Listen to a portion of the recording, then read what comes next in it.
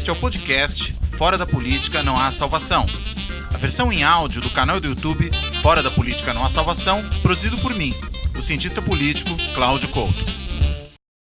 Olá, eu resolvi gravar esse episódio do Fora da Política Não Há Salvação, talvez um pouco mais curtinho, meio em cima da hora, porque hoje realmente o noticiário está muito quente, né? Hoje é dia 12 de maio, e é o dia em que foi exibido aquele vídeo da reunião de Bolsonaro com seus ministros, em que ele possivelmente teria dito que queria intervir na Polícia Federal de fato para proteger a sua prole, né? Proteger os seus filhos, todos eles de alguma forma sob investigação da Polícia Federal, em especial da Polícia Federal no Rio de Janeiro. Muita coisa saiu sobre esse vídeo no noticiário no momento que eu gravo esse episódio. Eu gravo esse episódio umas 15 para 7 da noite. Já saiu que houve ministro, como o caso da Damares, pedindo a prisão de governador e prefeito, porque eles tomam decisões à revelia do que o presidente da República quer.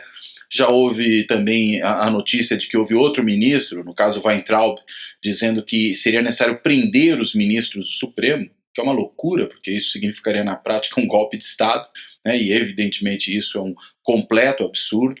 Mas claro que o mais grave de tudo, né, é o presidente ter dito que precisava intervir na Polícia Federal e mudar o diretor da Polícia Federal do Rio de Janeiro para proteger os filhos, né, porque os filhos estariam sob investigação. Se isso realmente aconteceu, se esse vídeo vier à tona, né, se nós soubermos o que efetivamente foi dito ali, e se o que foi dito corresponder a isso que vem sendo ventilado, é insustentável que Jair Bolsonaro permaneça no cargo de presidente da República.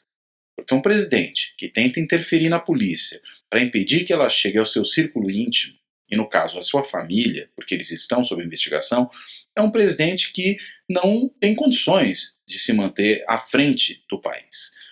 É improbidade administrativa, evidentemente, mas me parece que é muito mais grave apenas do que improbidade administrativa.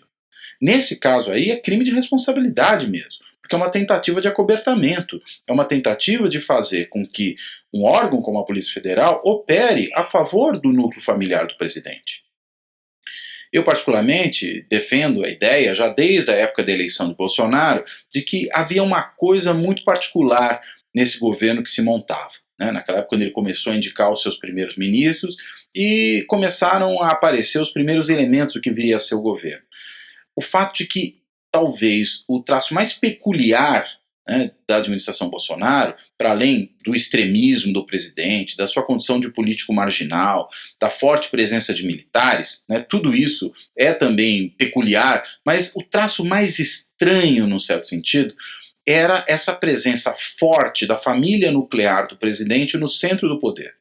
Nós nunca tivemos, em nível nacional, um governo em que a família nuclear, os filhos do presidente, podiam ser eventualmente irmãos ou a esposa, né, mas nesse caso são os filhos do presidente, os seus familiares mais próximos, tivessem uma importância tão grande no centro do poder, tomando decisões administrativas, interferindo na nomeação ou demissão de pessoas com cargos importantes no governo, dando rumo de certas políticas, como é o caso da política externa, em que o Eduardo Bolsonaro tem uma clara influência, ou como é o caso da política de comunicação, em que o Carlos Bolsonaro também tem uma clara influência, enfim. Isso era muito peculiar e digamos que talvez a fatura tenha chegado. Porque levar os familiares tão próximos para o centro do governo e permitir a eles que influenciem na política dessa forma inaudita, essa política familista do clã Bolsonaro no centro do país, isso não tinha como terminar bem. Só que talvez não termine bem apenas porque é uma influência, digamos, imprópria, ou uma influência de gente que não sabe exatamente como lidar com negócios nacionais. Isso também é verdade, mas existe um outro aspecto, é o fato de que se essas pessoas realmente cometeram ilegalidades e por conta disso obrigaram a que o presidente as protegesse usando o seu cargo, temos aí algo gravíssimo. É mais do que só querer promover familiares na política. Ele já havia promovido, né? Transformou todos os filhos em políticos eleitos, exceto o 04, aquele que segundo ele saía com o condomínio inteiro, né? Mas não tem idade ainda talvez para isso, mas todos os demais viraram políticos e conseguiram boa votação, atingiram cargos. Bem, isso é normal até, num certo sentido. É da política no mundo todo, os clãs familiares. Veja os Bush, nos Estados Unidos, por exemplo, só para a gente citar um caso, ou os Kennedy, se a gente quiser pegar outro espectro, né, ideológico lá, mas, ou os Le Pen, né, na extrema-direita francesa, para ficar mais parecido com os Bolsonaro, ou as várias famílias políticas que nós temos no Brasil, como os Sarney, os Calheiros, os Barbalho, enfim, a lista é imensa. Agora, quando o presidente, além de tudo, monta uma espécie de gangue, aí a coisa é diferente. Não é só promover uma dinastia política, é mais do que isso, é assaltar o Estado. E quando isso vem acompanhado de extremismo e militarização do governo, também com a tentativa de cooptar os militares por meio de benesses, a coisa vai ficando ainda mais grave. O presidente talvez esteja tentando montar uma milícia, como fez Hugo Chávez na Venezuela, cooptando militares por meio de prebendas, por meio de benefícios que não fariam sentido do ponto de vista profissional, do ponto de vista fiscal do Estado, do ponto de vista administrativo, para que esses militares lhe deem sustentação.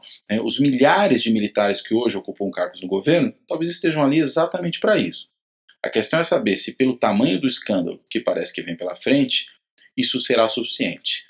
Se já deu tempo de que dessa cooptação produzir todos os seus efeitos. Ou se vamos ter mais um escândalo e muito provavelmente mais um afastamento de presidente na nossa recente história democrática. 3 presidentes afastados em pouco mais de 30 anos, menos de 4 décadas de democracia. Mas vamos ver, o noticiário da noite ainda nem chegou quando eu gravo esse vídeo, e é possível que logo logo eu tenha que gravar outro porque novidades chegarão. Enquanto isso, fica o vídeo, fica o podcast para essa nossa discussão. Obrigado, até a próxima.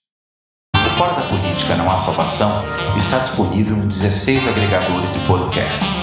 O Podcast Addict, o Anchor, o Apple, o Breaker, o Castbox, o Castro, o Deezer, o Google Podcast, o Overcast, o Play FM, o Pocket Casts, a Radio Public, o Podcast Republic, o Spotify, o Stitcher e o TuneIn.